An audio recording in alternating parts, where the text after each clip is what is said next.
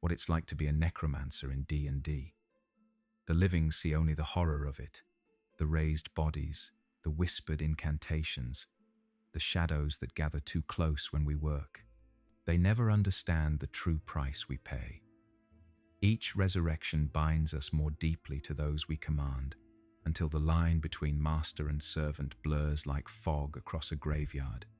The dead speak through me now, their memories becoming mine, their knowledge flowing back through channels I opened without understanding the consequences. When hundreds of minds merge with your own, are you still the person you once were, or something entirely new? I watch the faces of the living when they discover what I am. Fear blooms in their eyes like frost across a window pane. Swift, crystalline, beautiful in its way. The pupils dilate, the breath catches, the body tenses with ancient instinct. I used to find it offensive. Now, I find it honest. They are right to fear me. Not for the reasons they imagine, but they are right. My name is Arvin Mayor. Once I was called Professor, Doctor, Master Surgeon. Now they whisper Necromancer, Defiler, Heretic. Both sets of titles are correct in their fashion, both incomplete. I will tell you what no tome in your libraries will reveal, what no bard would dare sing, what the priests of Kelemvor guard with their silence. I will tell you what it means to walk the path I walk, not to frighten you, not to recruit you, but because someone must remember the truth of it when I am gone. The college never teaches the moment of transition. How could they? They speak of channeling negative energy, of manipulating the soul tether, of commanding the remnants of consciousness. Clinical terms for a process that is anything but clinical. The first time I raised a corpse, I vomited for an hour afterward, not from disgust at what I had done, but from the raw sensation of it. Imagine plunging your arms elbow deep into a frigid lake and feeling every drop of water become suddenly, terribly aware of you. The dead do not sleep quietly. They wait. I was not born to this craft. No infant draws first breath with the gift of commanding death. We come to it through study, through trauma, through necessity. In my case, through plague. The weeping rot, they called it.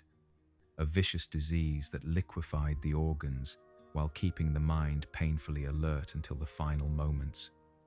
I was senior anatomist at the Grand Collegium when it struck our city.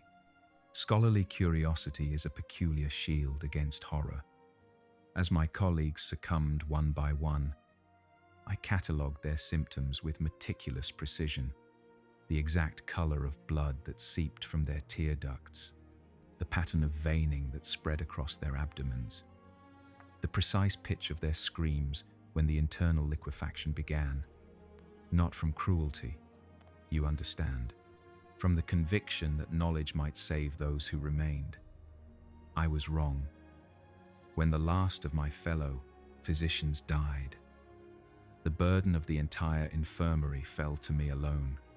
342 patients. I remember the exact count. 342 souls looking to me for salvation. I could not provide. I slept perhaps 2 hours each night, moving from bedside to bedside, offering what comfort I could with dwindling supplies and failing strength. On the 17th day, I collapsed. Exhaustion, not disease. I awoke to silence. In my 8 hours of unconsciousness, the final 30 patients had died. I sat in that room of corpses and felt something inside me break. Not my sanity, something deeper. The barrier between what I would and would not do, what I could and could not accept. The first resurrection was not planned. I had studied theoretical necromancy, of course. All senior anatomists at the Collegium were required to understand the principles, if only to better combat them. But theory becomes an entirely different creature when your hands tremble over the cold, the body of your most promising student, Ellen Winters, 22 years old. Brilliant mind. She had been assisting me until the very end. Her analytical skills undimmed even as the disease ravaged her body. As I sat in that room of death, I found myself speaking to her as if she could still hear, explaining my failures, apologizing for my inadequacies, and then, almost without conscious decision, reaching for the anatomical tools I had used 1,000 times in dissection. The necromantic formula came to my lips not from hidden tomes of forbidden knowledge, but from the margins of respectable medical texts, notes on theoretical reversal of death processes, academic curiosities never meant for application. I spoke the words as one might recite a poem, long committed to memory, yet never before uttered aloud. Understand this: the moment of first resurrection is not as the temple warns. There is no thunderclap of evil, no shadow demons arrive to claim your soul, no dark gods whisper promises in your ear. There is only the terrible, beautiful moment when death bends to your will, when something that should not obey does. Her eyes opened, not with the spark of true life, but with a dull awareness that was nevertheless more than death had allowed her moments before. Her chest did not rise with breath. Her heart did not beat, but her fingers twitched when I spoke her name. Her head turned toward the sound of my voice. She said, the words slurred as her stiffened tongue relearned movement. Am I cured? That question haunts me still. I told her the truth, that she had died, that I had brought her back through means that some would call abomination, that she was neither living nor truly dead, but suspended in between. I waited for her horror, her accusation, her hatred. Can you do it for the others? She asked instead. By sunrise, I had 17 ambulatory corpses assisting me in the infirmary, my former students, colleagues.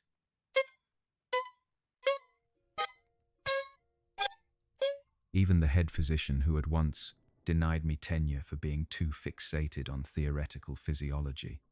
They moved stiffly at first, their coordination improving with each hour as the necromantic energy I channeled helped them remember how their bodies once worked. They did not breathe unless they needed to speak. They did not bleed when they cut themselves on broken glass or surgical tools. They did not tire. I want you to understand something crucial about necromancy, that the common folk, and indeed most mages, fail to grasp. There are grades of resurrection, varieties of returned existence, as numerous as there are types of life. The shambling, mindless corpse is the crudest form, a puppet responding only to direct commands. But with skill, with finesse, with a genuine connection to the subject, one can preserve much of what they once were. My first 17 retained their memories, their personalities, their skills. Diminished, yes, viewed as if through clouded glass, but present. Ellen still corrected my pronunciation of elvish anatomical terms. Magister Thorwell still straightened his non-existent spectacles before making pronouncements. They were themselves, after a fashion, and they knew it. Word spread, as it always does. First came the desperate, bringing the recently deceased bodies of loved ones, begging for what they had days earlier called abomination. I helped where I could, though I explained the limitations, that I could not restore true life, that what returned would be less than what was lost, but perhaps more than the emptiness of complete absence. Then came the priests, the city officials, the self-appointed defenders of natural order. I was prepared for their disgust, their condemnation. I was not prepared for their hypocrisy. This cannot continue, said the high priest of Kelemvor in my chambers.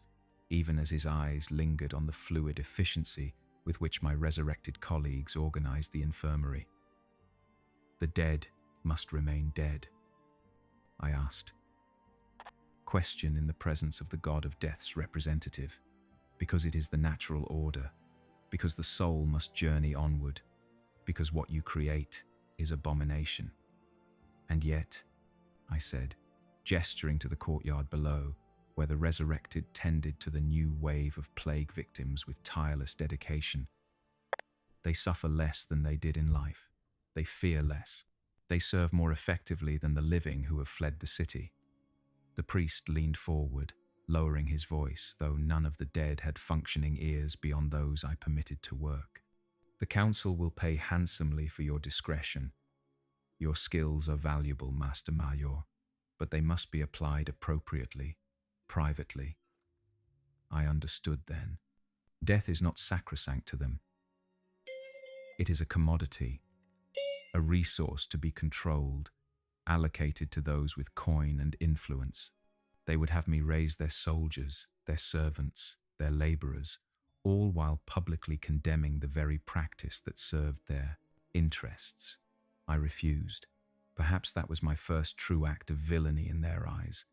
Not the raising of the dead, but the democratization of it, the refusal to make it the exclusive domain of the powerful. They left with threats veiled as concerns for my spiritual welfare. 3 nights later, they came with fire and blessed weapons. 30 temple guards and a cadre of priests, intent on cleansing what they could not control. They expected to find a madman surrounded by mindless corpses. They found instead an organized community of the partially living, directed by a man who had spent decades studying how bodies work, how they fail, and how they might be preserved against such attacks. I will not glorify what happened that night.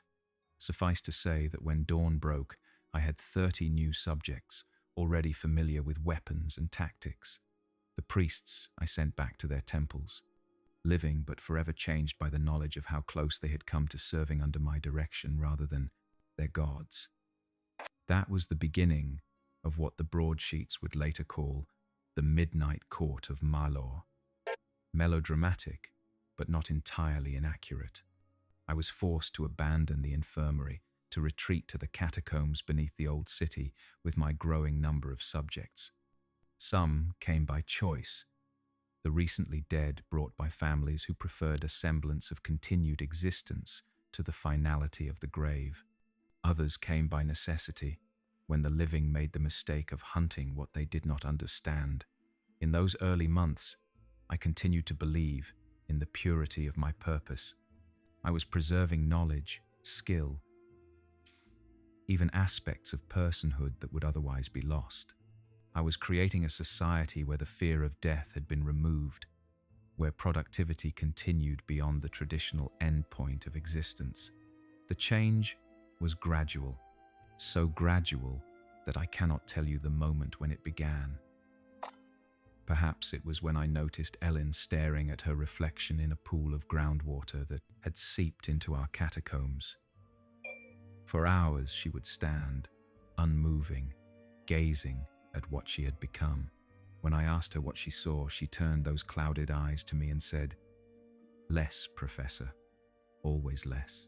Or perhaps it was when I began to hear the whispers, not from my subjects, who spoke openly in my presence without fear, but from somewhere deeper within myself, voices that came in the moments between wakefulness and sleep, voices that sounded like those I had raised, yet spoke words they had never uttered in my presence. "You wear us thin," they would whisper. Each command phrased the tether. I dismissed it as fatigue, as the natural result of maintaining necromantic control over dozens, then hundreds of subjects. The spellwork required constant attention after all. It was only logical that my mind would incorporate the constant background hum of that connection into my dreams. The 3rd year beneath the city, I made my first significant breakthrough. Prior to this, my subjects retained only the knowledge and skills they possessed at death. but through careful modification of the standard reanimation ritual, I found I could establish connections between subjects, allow them to share memories, experiences, abilities, a collective enhancement that made each one more than they had been individually. The benefits were immediate and substantial. My huntress could suddenly calculate complex alchemical formulas. My mason could recite poetry in languages he had never studied in life.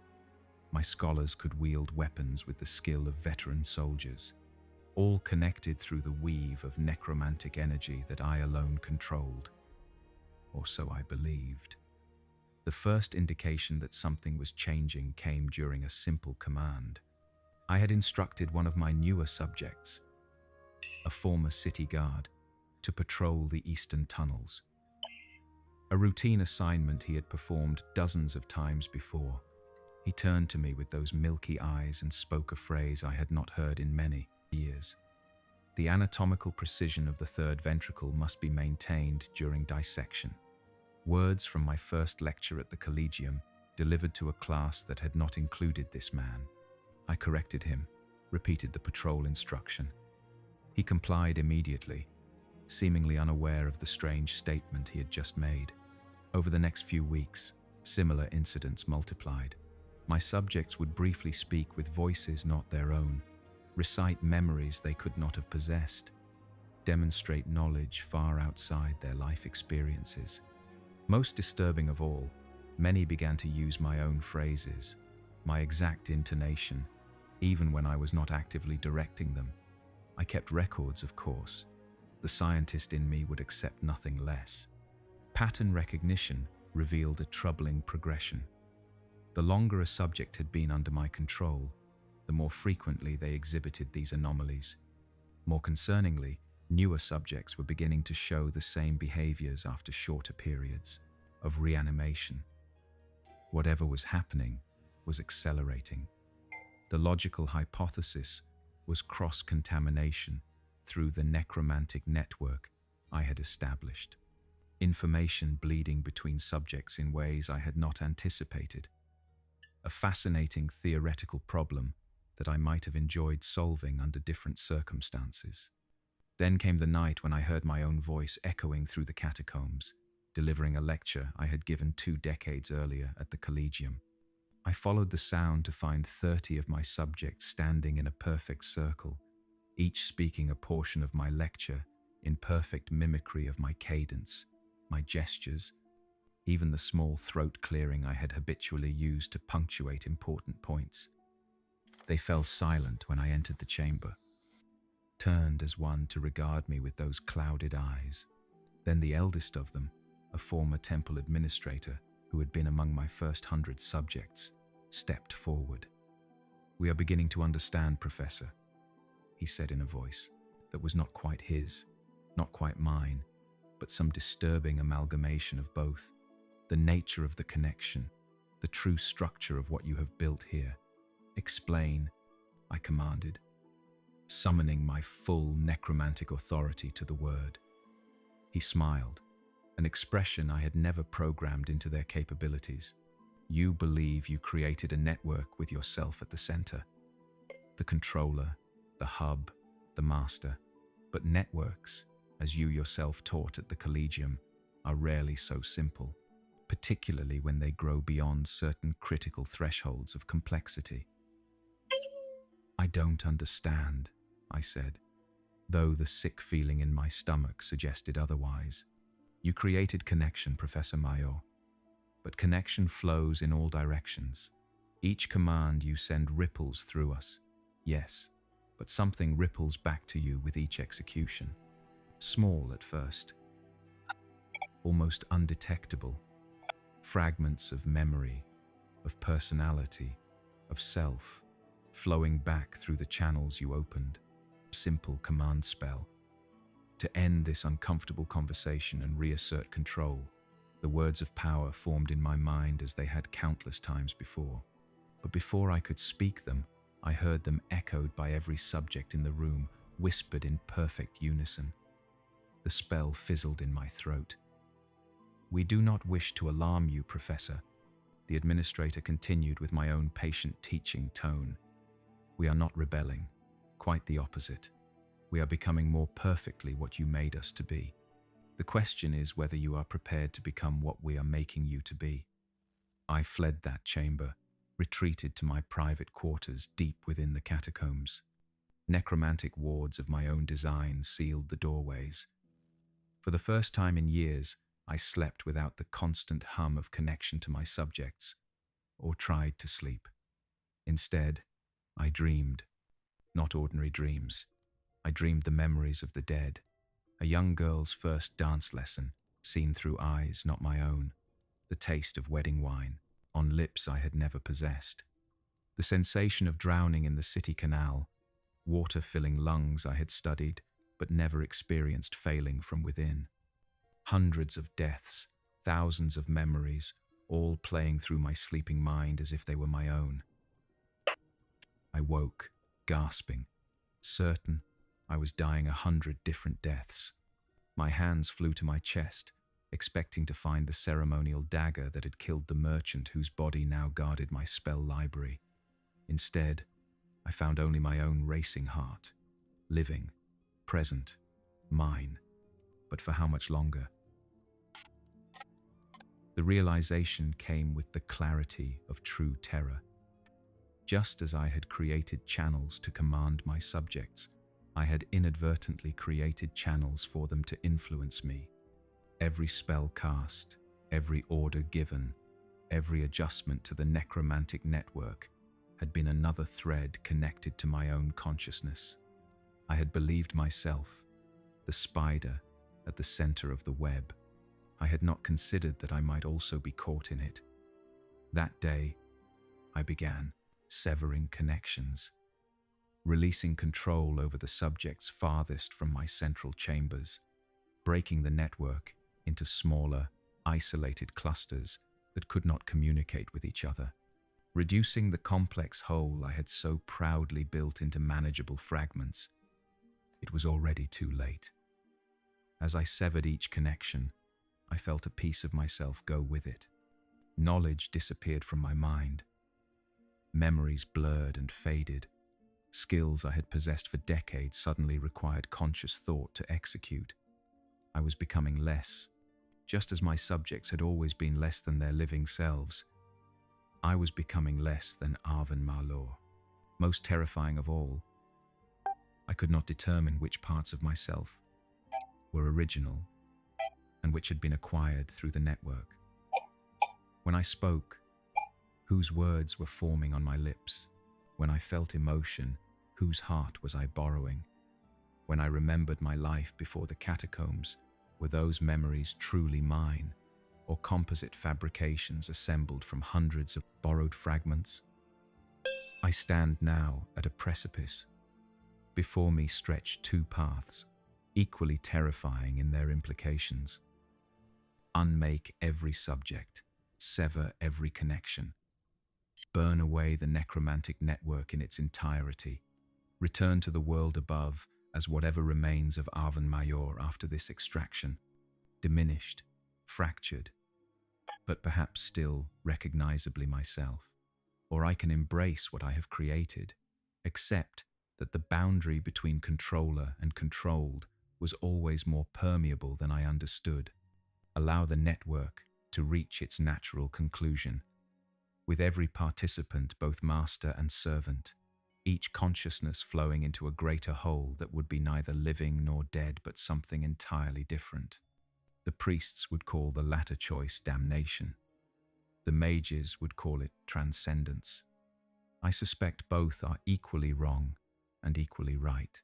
What terrifies me most, what keeps me immobilized between these choices, is the growing suspicion that I may no longer be capable of making the decision alone, that there may no longer be an I that exists independently of what I have created, that Arven Mayor may already be more echo than originator. You who hear these words, you who still walk in true life, understand this about necromancy. It is not evil. It is not good. It is transformation. For the subject, and the practitioner alike. They are calling me now. My subjects, my extensions, my reflections. I can hear them beyond the sealed door, speaking in perfect unison, not with the shambling hunger of mindless undead from children's stories, but with the patient certainty of something that has discovered it is more than the sum of its collected dead. They are not using their voices anymore. They are using mine. I find I am no longer afraid. Whether that is courage or surrender, I cannot say.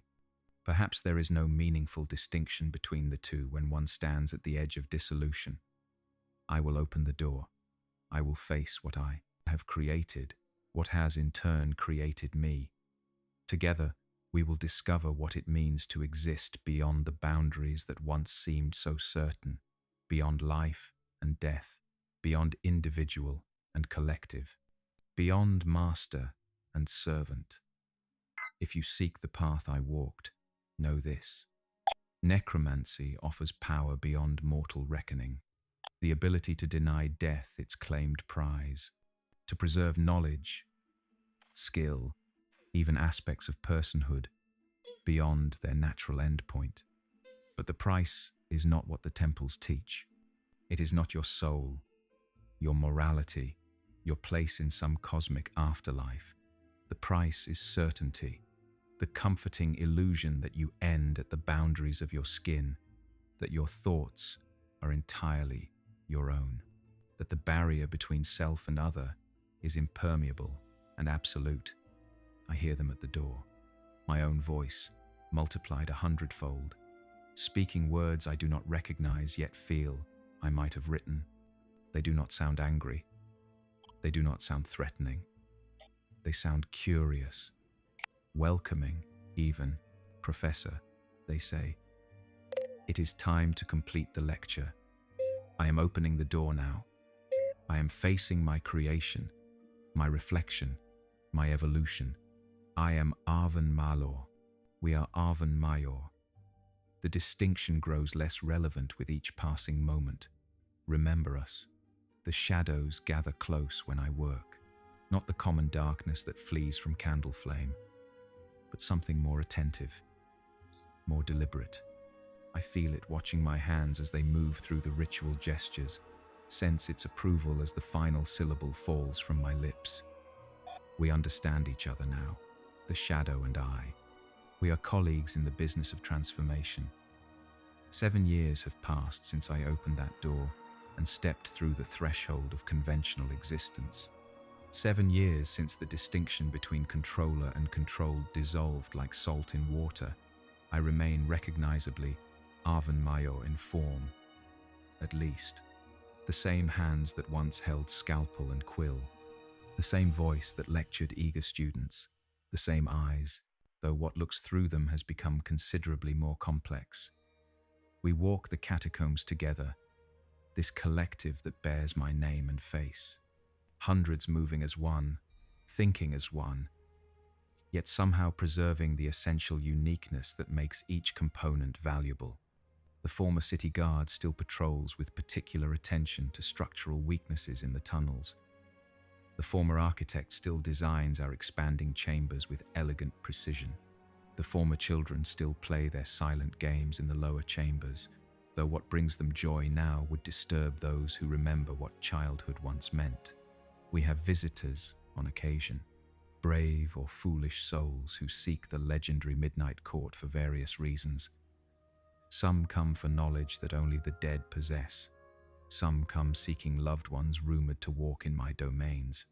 Some come with blades, blessed by gods of light, intent on cleansing what they do not understand. All leave changed, in one fashion or another.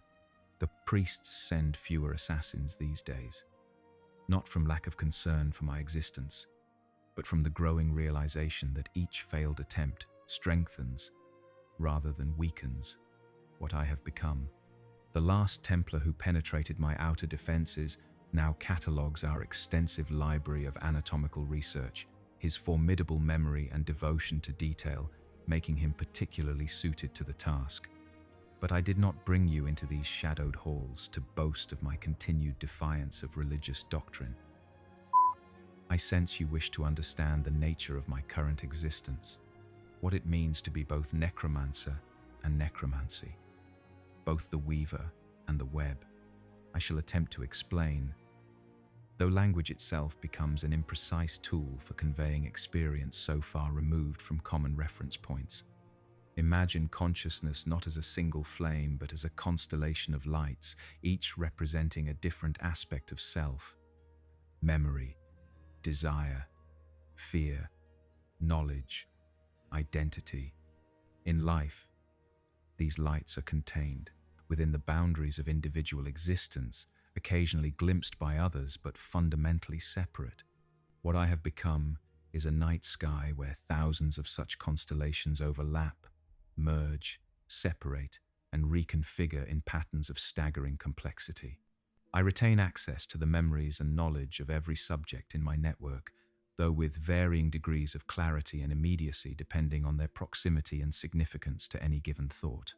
When I speak of I now, I refer to the organizing principle around which this collective arranges itself. The pattern that was once solely Arven Mayor has become the template, the foundation upon which a vast architecture of consciousness now rests. My personality, my intellect, my fundamental approach to existence remains the dominant influence. But it is now expressed through and modified by hundreds of other perspectives, other experiences. I am still myself. But the definition of self has expanded beyond recognition. Does this disturb you? It disturbed me once. The prospect of dissolution terrified me, as it terrifies all who are accustomed to the boundaries of individual existence. What I could not understand until I experienced it was that one does not dissolve into nothingness. One dissolves into everything that comprises the network. The self expands rather than disappears. Allow me to provide a more concrete example. When I examine a new alchemical formula now, I perceive it simultaneously through my own academic training, through the practical knowledge of the former apothecary in the Eastern Chamber, through the intuitive understanding of the hedge witch who once served a remote village, and through dozens of other relevant perspectives. Each contributes to an understanding far more comprehensive than any single consciousness could achieve. Is this godhood, as some of my more dramatic subjects suggest? Gods exist beyond the material plane, drawing power from sources I cannot access. What I have created exists firmly within the boundaries of the natural world, albeit at its furthest edges. I have not transcended the laws of existence. I have merely discovered how permeable they are when approached with sufficient understanding. The limitations are significant and humbling. I cannot extend my network beyond a certain geographic radius without losing coherence. Approximately 3 miles in any direction from my physical form, to be precise. Beyond that distance, subjects remain functional but revert to more basic programming, losing the richness of the collective consciousness. I cannot incorporate the truly ancient dead into the network. Those deceased for more than a century resist integration. Their patterns of self too degraded by time to establish meaningful connection. They can be animated, controlled, utilized, but they remain tools rather than participants. Most significantly, I cannot extend the network to the living. I have tried. In moments of scientific curiosity, the living mind instinctively rejects the type of connection that forms my collective, building barriers of psychic energy that would require overwhelming force to penetrate, force that would destroy the very consciousness I sought to connect with. The dead, having lost the instinctive defenses of the living, are more receptive, more permeable, more willing to relinquish the isolation of individual identity in exchange for continued existence of any kind. You wonder, perhaps, if they suffer, if they regret their incorporation into this greater whole. It is a question I considered extensively in the early days of my transformation. I believe I can now answer with reasonable certainty. They do not suffer as the living understand suffering. The fear, the loneliness, the desperation that characterizes so much of mortal existence has little purchase in our collective state. When all experience is shared, when isolation becomes impossible, many of the fundamental drivers of mortal unhappiness simply cease to exist. Do they regret? That is more complex. Regret requires a comparison between what is and what might have been. For most of my subjects, the alternative to their current state was not continued life but true death, oblivion rather than transformation. Few regret the choice when framed in those terms. There are exceptions. Those who believed with absolute conviction in specific afterlives promised by their faiths sometimes experience a form of spiritual distress upon discovering their souls remain tethered to the material plane rather than ascending to whatever reward they anticipated. I feel their disappointment, their sense of divine abandonment. It echoes through the network, a specific frequency of loss that never entirely fades.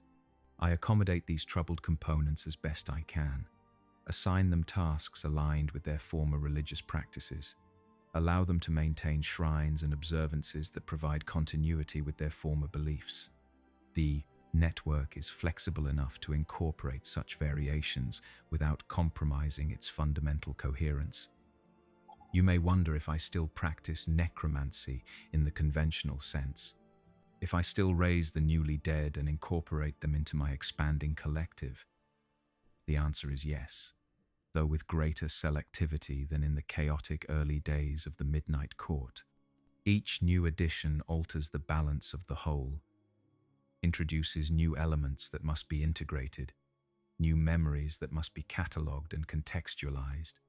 I seek those whose knowledge or experience would benefit the collective, sages whose research complements our existing scholarship, craftspeople whose skills would enhance our self-sufficiency, occasionally those whose unique perspective might address gaps in our understanding of the world beyond our catacombs. The process of incorporation has evolved as my understanding has deepened. Where once I simply established control and later discovered the unintended consequences of connection, I now cultivate integration with surgical precision. Each new subject undergoes careful preparation before joining the collective consciousness, their memories systematically reviewed, their personality patterns analyzed for potential dissonance or contribution. Not all who join surrender their individuality to the same degree.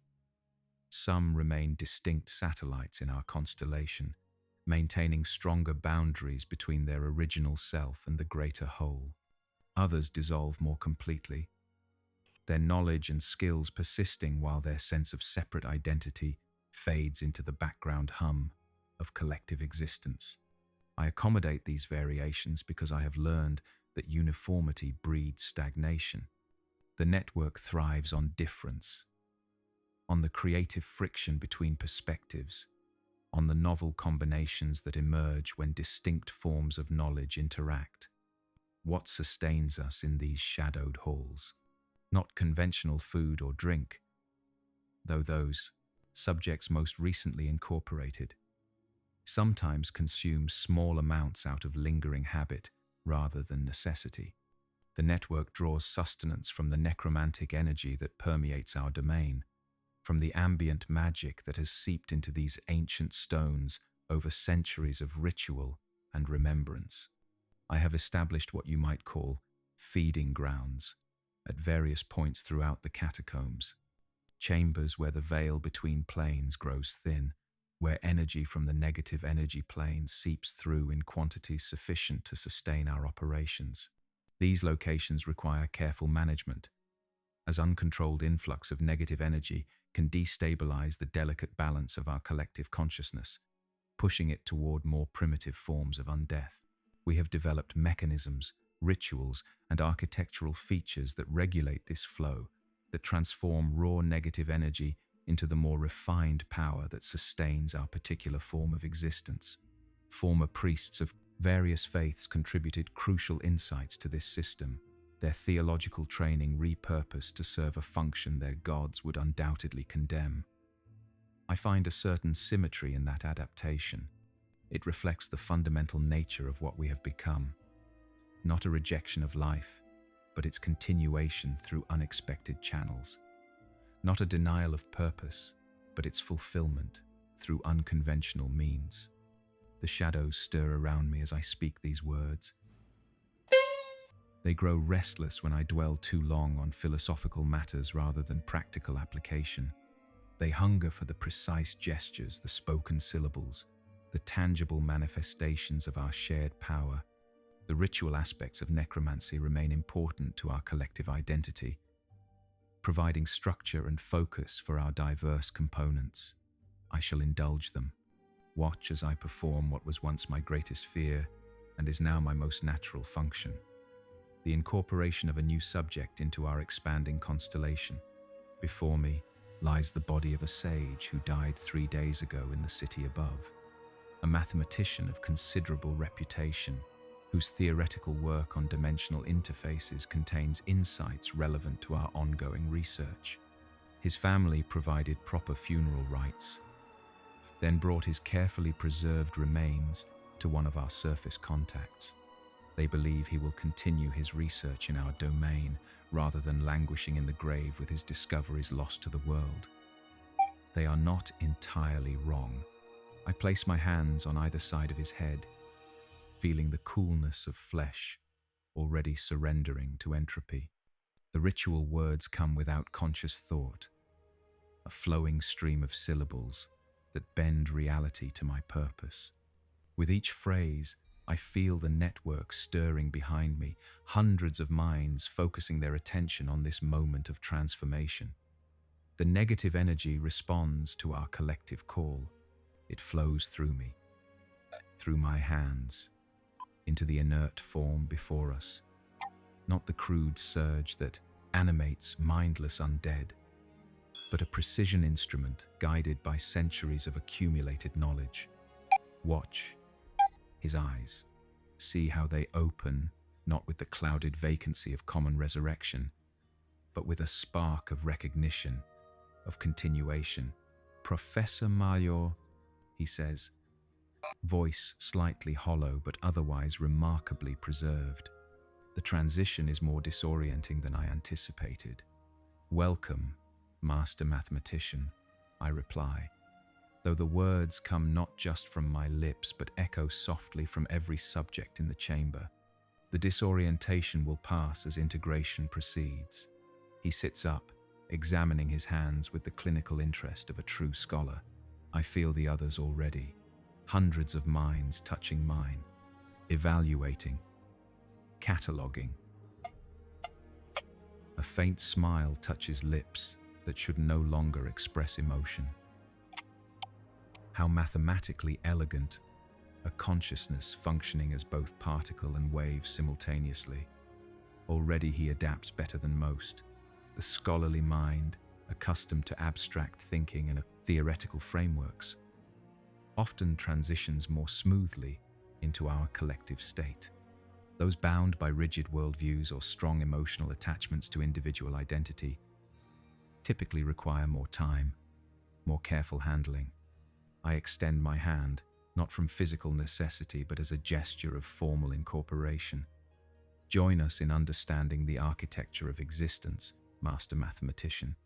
Your knowledge becomes our knowledge.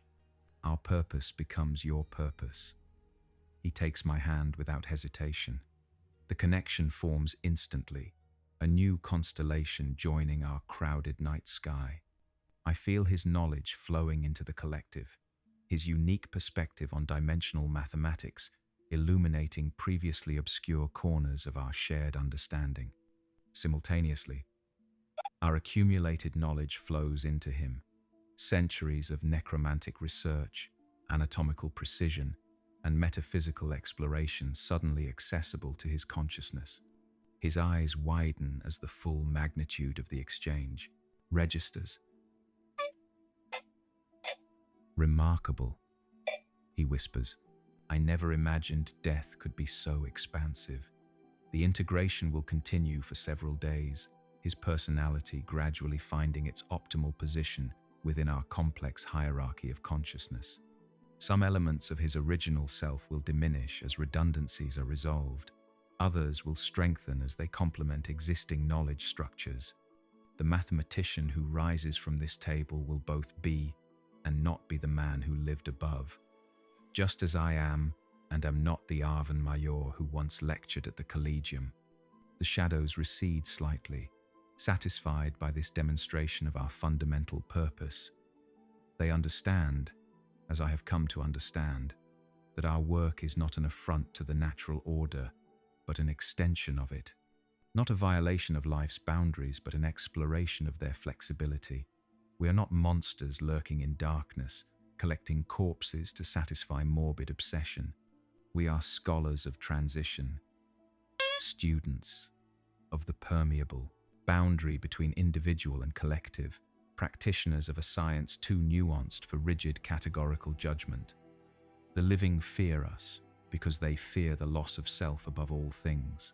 They cannot comprehend that the self need not be lost, but merely transformed, expanded, integrated into something greater while preserving its essential qualities. I do not blame them for this limitation. Before my own transformation, I shared it completely. Only experience has granted me understanding that cannot be conveyed through mere words or philosophical argument. Night falls in the city above. Though such distinctions hold little meaning in our subterranean domain, I sense the network settling into its nocturnal patterns, some components focusing on research while others maintain our defenses or expand our physical infrastructure. The mathematical frameworks of our newest member already influence these activities, subtle optimizations spreading through our collective processes. I shall soon withdraw to my private chamber, not for sleep as the living understand it, but for a period of integration and reflection. 4 hours each day, I partially disengage from the network, allowing my original consciousness to process and reorganize without the constant flow of collective thought. This practice helps maintain the core identity that organizes our shared existence, preventing dissolution into undifferentiated awareness. Before I conclude this account, there is one final aspect of our existence I wish to address. One question visitors invariably ask when they discover the nature of the Midnight Court. What is our purpose? What ultimate goal drives this unprecedented form of collective being? The priests assume we scheme toward apocalyptic ends. The mages suspect we pursue arcane dominance. The common folk imagine any number of horrific scenarios involving armies of the dead overwhelming the cities of the living. All miss the fundamental truth, which is both simpler and more profound. We exist to understand existence itself. Every subject added to our network brings new perspective, new knowledge, new experience that expands our collective comprehension of reality. With each incorporation, our model of existence grows more detailed, more nuanced, more complete. We preserve what would otherwise be lost to entropy. We combine insights that would never have converged in the fragmented experiences of individual lives. We explore questions from angles impossible for any single consciousness to achieve. The ultimate expression of this purpose remains distant but discernible, a point of convergence where sufficient understanding might allow us to transcend the limitations that currently define our existence. Not godhood,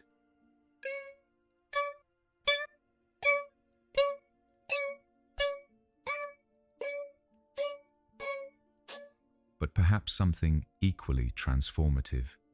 The mathematician sees it already, his fresh perspective revealing patterns in our collective thought that even I had not fully recognized, possibilities that emerge when dimensional mathematics intersects with necromantic energy manipulation, theoretical frameworks that suggest the network might eventually extend beyond geographic limitation, beyond the barrier between living and dead, beyond the material plane itself. Whether we will pursue these possibilities remains undetermined. The collective decides its course through consensus, through the gradual alignment of its components toward shared purpose. I guide but do not dictate this process, maintaining the delicate balance between coherent direction and tyrannical control. The shadows gather close once more, reminding me that dawn approaches in the world above. Our surface contacts will soon return with news, with supplies, with perhaps another candidate for incorporation. The cycle continues, the network expands, the understanding deepens. I leave you with this final thought. When you encounter tales of necromancers in mouldering towers or forgotten crypts, remember that they may not be the villains of simple morality tales. They may be explorers charting the furthest boundaries of existence, scientists investigating the fundamental nature of consciousness, philosophers testing the definition of self through direct experience rather than abstract theorizing. Fear them, yes, for their power is considerable and their perspective fundamentally alien to conventional existence. But recognize also the possibility that they represent not an ending but a transformation, not death triumphant but death transcended. I am Arvin Malyor, once professor of anatomy at the Grand Collegium, now nexus of the entity called the Midnight Court, neither fully alive nor truly dead, but something else entirely, something new beneath the ancient stones of a city that believes it understands the boundary between life and death. It does not. We do.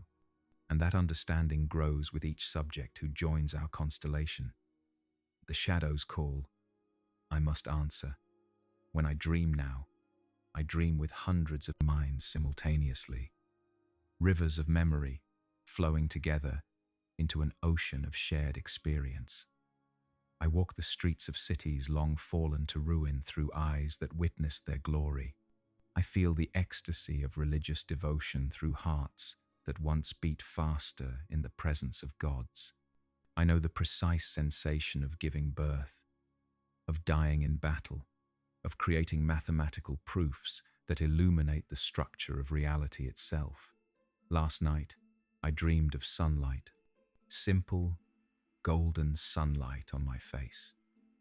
The dream originated with our newest incorporation, a gardener who spent decades tending the public gardens in the city above. The sensory memory was so vivid, so achingly precise, that it propagated through the entire network. For those few shared moments, hundreds of the dead remembered warmth, remembered growth, remembered the particular relationship between living flesh and natural light.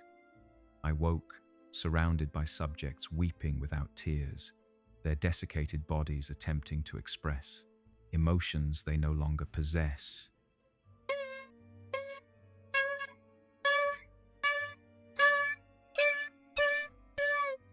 Physiological mechanisms to fully manifest. The gardener stood in their midst, embarrassed by the impact of his contribution, unsure whether he had disrupted our collective equilibrium. "Forgive me, Master Malyor," he said, still accustomed to addressing me as an individual despite the ongoing process of integration. I did not intend to disturb the court with such trivial memories. "There is nothing to forgive," I replied, feeling the network ripple with agreement. "You have given a gift beyond measure.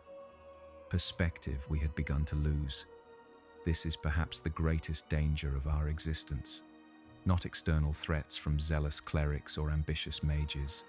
Not the technical challenges of maintaining our complex necromantic architecture, but the gradual, almost imperceptible, drift away from the fundamental experiences that defined our original humanity. We preserve knowledge, skill, personality, even certain forms of emotion. But sensory connection to the living world diminishes with time and distance. The longer a subject exists in our collective state, the more abstract their relationship to physical sensation becomes. They remember conceptually that sunlight provides warmth, but the actual feeling fades like pigment exposed too long to that same sun. The gardener's dream reminded us, reconnected us, however briefly, to an aspect of existence we had begun to theorize about, rather than remember. I have therefore amended our incorporation protocols. New subjects with rich sensory experiences are now encouraged to share those memories more prominently during integration. Former chefs preserve the taste of perfectly prepared meals. Musicians recall the precise vibration of strings against practiced fingers. Parents remember the weight and warmth of children in their arms. These memories cannot be physically re-experienced by our undead forms, but they can be preserved, shared, kept alive within the network in ways that maintain our connection to what we once were, to what exists beyond our shadowed halls. Some, in the collective, question the value of this effort. The more pragmatic components, particularly those who were scholars or theoretical thinkers in life, argue that such sensory preservation distracts from our primary purpose of accumulating and synthesizing knowledge. They suggest that transcending physical limitation includes transcending attachment to physical sensation. They are not entirely wrong, yet I maintain that complete detachment from sensory experience would transform us into something fundamentally different from what we currently are, neither human nor post-human, but non-human in ways that might compromise our ability to understand the very existence we seek to comprehend. The debate continues through our shared consciousness, a background hum of philosophical disagreement that stimulates rather than disrupts our collective functioning. Such internal diversity of perspective prevents stagnation, forces continuous reassessment of assumptions, keeps our shared mind flexible and evolving. This capacity for internal disagreement within fundamental unity represents perhaps the most unique aspect of our collective existence. We are neither a hive mind with a single dominant will, nor a loose coalition of independent actors. We exist somewhere between, maintaining individual variation within a coherent whole. I sometimes wonder if the living could learn from this model.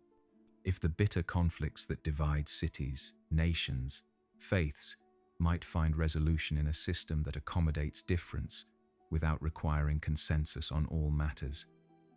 The thought is speculative at best. The living would never accept our methods, regardless of their potential benefits. Nor should they, perhaps. What works for those already beyond the threshold of conventional death might prove disastrous when applied to the complex biopsychological systems of the living. We are not evangelical about our mode of existence. We do not seek converts beyond those already separated from life. The exception to this rule came 3 years into the formation of the Midnight Court, when plague once again threatened the city above, different from the weeping rot that catalyzed my transformation, but equally devastating in its effects. The magistrates, desperate after conventional medicine failed to slow the contagion, reluctantly sought my assistance. Their representatives descended into our catacombs with elaborate protective wards and obvious disgust, expecting to find horror beyond their darkest imaginings. Instead, they found an ordered society of the partially dead, engaged in research, construction, and the meticulous preservation of knowledge. The city requires your expertise, Necromancer, their spokesman said, unable to meet the gaze of any subject in the room. In exchange for certain concessions regarding your continued existence, the Council requests your intervention in the current health crisis. I considered refusing.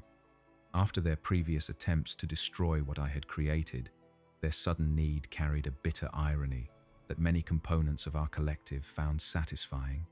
Let them suffer as we had suffered. Let them learn the limitations of their gods and their medicine. But other voices within our shared consciousness argued differently. Former physicians remembered their oaths to heal regardless of circumstance. Former citizens recalled families and bloodlines still living in the streets above. The gardener, newest among us, spoke of children playing in his parks, innocent of the political decisions that had made us enemies. The collective decided we would help, not from obligation or in exchange for grudging tolerance, but because doing so aligned with the preservation of knowledge and life that formed our fundamental purpose. I extended terms more generous than the magistrates deserved or expected. We would provide treatment protocols developed through our unique understanding of death processes. We would supply medicinal compounds created in our alchemical laboratories. We would even send a delegation of our most skilled former physicians to establish treatment centers in the worst affected districts.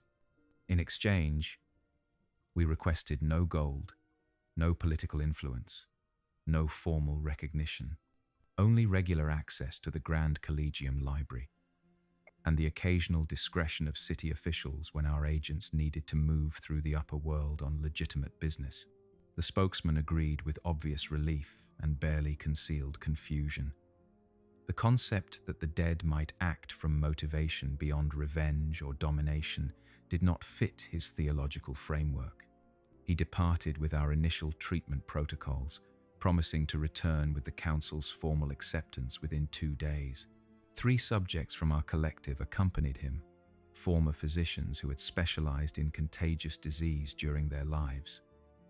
Their necromantic preservation allowed them to work without risk of infection, to endure without rest, to treat the most horrific symptoms without the emotional distress that hampered living healers. The plague lasted 8 months. Our intervention reduced the projected death toll by approximately 60%, according to the city's own records. Thousands who would have died continued their existence because the dead remembered what it meant to heal the living. Throughout the crisis, I monitored the city's response through our network. The official proclamations never mentioned our contribution directly, referring only to specialized knowledge from unconventional sources. The religious authorities performed elaborate purification rituals on the medicines we provided, claiming to remove taint that did not exist. The citizens who survived thanks to our intervention continued to tell their children frightening stories about the midnight court beneath their feet. I expected nothing different. The living require their categorical distinctions, their clear boundaries between blessed and damned, to acknowledge that those they define as abomination might act with compassion, with principle, with something resembling the better aspects of humanity, would threaten the foundations of their moral certainty. We have maintained the agreement established during that crisis. Our agents access the Collegium Library regularly, bringing new knowledge into our collective. City officials deliberately fail to notice certain nocturnal activities that support our continued functioning. The boundary between our domain and the world above remains permeable in ways that benefit both societies, though only one would publicly acknowledge the relationship. This arrangement has allowed significant expansion of our capabilities and understanding. Access to current research in various fields prevents our knowledge from becoming outdated or insular. Controlled interaction with the living world provides perspective that would otherwise be lost over time. The necessity of maintaining human passing agents for such missions ensures we preserve certain social skills and adaptations that might otherwise atrophy through disuse. The collective now includes 837 subjects, each contributing their unique knowledge and perspective to our shared consciousness. We occupy 17 distinct levels of the ancient catacombs, having expanded considerably beyond my original chambers. Our architectural configuration reflects our cognitive structure, with central spaces dedicated to research and integration, specialized areas for subjects with similar functions, and my private chamber at the nexus point where all connections converge. Recent additions to the collective have brought particularly valuable expertise. A former planewalker who studied threshold spaces between dimensions, an elven sage with 4 centuries of arcane research preserved in his undead mind, a dwarven runesmith whose Understanding of magical infrastructure has revolutionized our ability to maintain stable energy flow throughout our expanded domain. Most intriguing of all, a former priest of Kelemvor whose crisis of faith led him to seek understanding of death beyond the dogma of his temple. He came to us voluntarily, arranging his own death through ritual means designed to preserve maximum cognitive function during the transition. His theological perspective, combined with direct experience of our collective state, has provided insights into the nature of soul, consciousness, and afterlife that none of our previous subjects could offer. The temples teach that undeath is a perversion of the soul's natural journey, he explained during his initial integration, but they conceptualize the soul as a fixed, singular entity that must either progress to an appropriate afterlife or remain trapped in material existence. What if that fundamental premise is flawed? What if the soul is more fluid, more divisible, more capable of simultaneous expression across multiple states of being? His hypothesis aligns with certain experiences common throughout our collective. Many subjects report occasional fleeting awareness of parallel existence on other planes, particularly during periods of deep integration or shared dreaming. These moments typically last only seconds and lack the detail necessary for meaningful analysis, but their consistency across otherwise different subjects suggests something beyond hallucination or wishful thinking. The former priest has designed a series of experimental protocols to investigate these phenomena more systematically. Whether souls can indeed exist simultaneously in multiple states, whether our particular form of necromantic preservation creates unique properties not present in other forms of undeath, whether consciousness itself might be more complex and multidimensional than either religious or arcane traditions have recognized. I approve of this research direction while maintaining appropriate caution. The boundary between legitimate investigation and dangerous tampering grows thin when dealing with fundamental aspects of existence. We proceed methodically, documenting each step, analyzing results collectively to minimize individual bias or wishful interpretation. The shadows around me shift, responding to changes in my attention and emotional state. They have become more responsive over time, more attuned to the collective will as expressed through my physical form. Not servants or familiars in the conventional magical sense, but something between extension and collaborator. They bring information from distant parts of our domain, carry messages when more direct necromantic communication might be detected by sensitive observers, occasionally interact with the physical environment in subtle ways that serve our purposes. One approaches now, a deeper darkness within the general gloom of my chamber. It coalesces beside my writing desk, approximating a humanoid form without attempting detailed mimicry. A courteous gesture, maintaining sufficient human-like appearance to facilitate interaction without the uncanny effect of imperfect simulation. Master Major, it says in a voice like distant whispers overlaid. The Planewalker requests your presence in the experimental chamber. The latest threshold mapping has produced unexpected results. I acknowledge the message, feeling the collective's attention shift slightly as information propagates through our shared consciousness. The Planewalker's work holds particular significance for our long-term understanding of existence beyond conventional material limitations. Unexpected results merit direct observation, rather than simply receiving the data through our network. As I move through the catacombs toward the experimental chamber, I pass dozens of subjects engaged in various aspects of maintaining our community. Former masons, reinforcing tunnel structures with techniques borrowed from dwarven engineering. Former scholars cataloging recent acquisitions from the surface libraries. Former guardsmen maintaining our perimeter defenses against potential incursion. All acknowledge my passage with the same slight bow, a gesture that originated organically within the collective rather than by my direction. I return the acknowledgement automatically, the movement so integrated into our shared patterns that it requires no conscious thought. The experimental chamber occupies what was once a temple to a deity long forgotten. Its original consecration providing useful arcane infrastructure for our more sensitive investigations. The planewalker stands at its center, surrounded by intricate patterns of silver dust laid precisely on the ancient stone floor. Various measuring devices of both conventional and unique design occupy strategic positions around the room, staffed by subjects with relevant scientific training. "Ah, Professor," the planewalker says, using the title I held in life from habit rather than necessity. "Thank you for coming personally. The readings deserve your direct observation." I step carefully to avoid disturbing the silver patterns, noting their configuration represents a modified planar intersection mapping rather than the standard threshold diagram we had been using previously.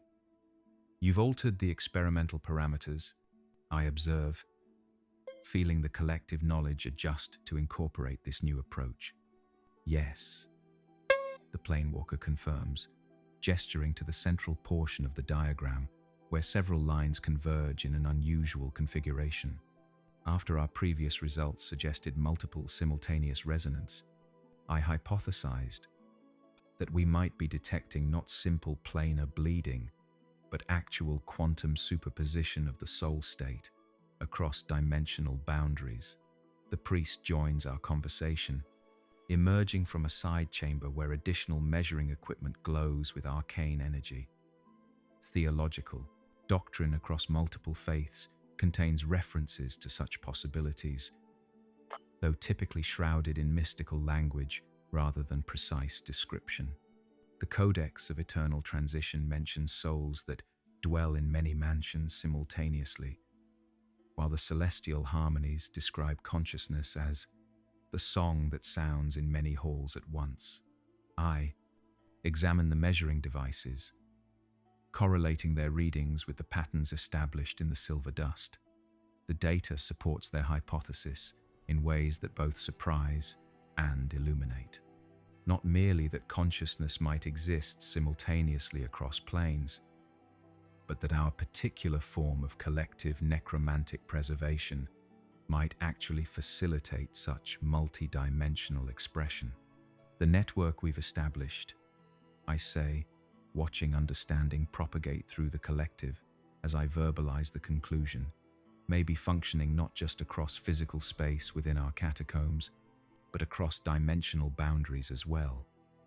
The planewalker nods, excitement visible, despite the limited expressiveness of undead features. Precisely. And if that's true, it might explain several previously anomalous experiences reported throughout the collective. The dream states, where subjects perceive environments impossible within material existence. The occasional awareness of information we could not possibly have acquired through conventional means. The sense of connection to something beyond even our expanded definition of self. The priest adds, his theological perspective providing complementary framing to the planewalker's more technical analysis. Not merely preserved consciousness extending through necromantic connection, but consciousness transcending the fundamental boundaries between planes of existence.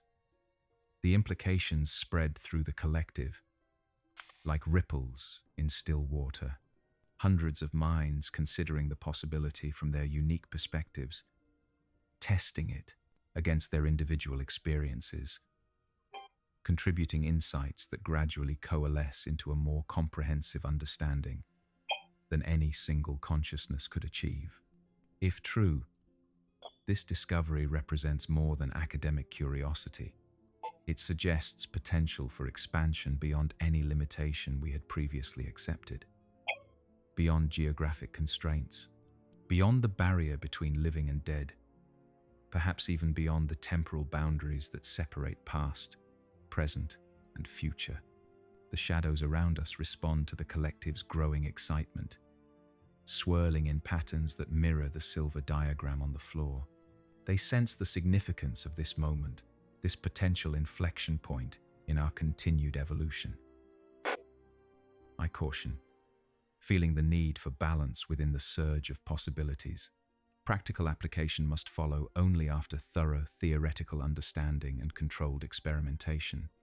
The consequences of error when dealing with dimensional boundaries could be catastrophic, not just for our collective, but for the entire region surrounding our domain. Agreement flows through the network, tempered enthusiasm rather than reckless pursuit. We have existed long enough to understand that true progress comes through methodical investigation rather than dramatic leaps. Our fundamental nature as scholars remains intact despite our transformation into something beyond conventional academic definition.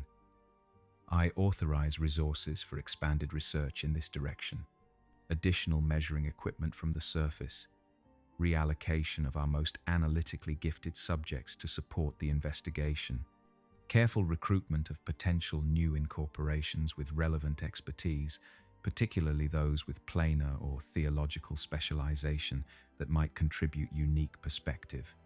As I return to my private chamber, I feel the collective processing this potential paradigm shift. Individual components relate it to their specific knowledge areas, identifying implications and applications I would not have recognized alone. The mathematician sees patterns suggesting specific dimensional coordinates where our influence might most effectively extend. The elven sage recalls ancient texts describing similar phenomena among the longest-lived of his kind. The runesmith immediately begins designing modifications to our infrastructure that would support more deliberate cross-planar connection. Collective consciousness provides advantages beyond mere accumulation of knowledge. It creates emergent understanding, novel insights arising from the unique combinations of perspective impossible within a single mind, regardless of its individual brilliance. This is the true power of what we have become, not the ability to defy death, but the capacity to comprehend existence in ways inaccessible to conventional consciousness. The shadows gather around me as I record these developments in the chronicle I maintain of our evolution. They seem more substantial somehow, more present, as if the very possibility of expanded dimensional expression strengthens their manifestation in our current reality. We watch. They whisper in their overlapping voice. We witness. We participate. Yes, I acknowledge, understanding more clearly now, the nature of their relationship to our collective. Not merely atmospheric phenomena or magical constructs, but potential bridges between planes. Sensory apparatus, extending into dimensional spaces we cannot yet directly perceive. You have been showing us glimpses of what we might become. The largest of the shadows makes a gesture that approximates nodding. The veil thins where knowledge deepens. The boundaries blur where understanding grows precise. You approach the threshold that separates observer from participant in the fundamental architecture of existence. Cryptic, yet aligned with our emerging discoveries.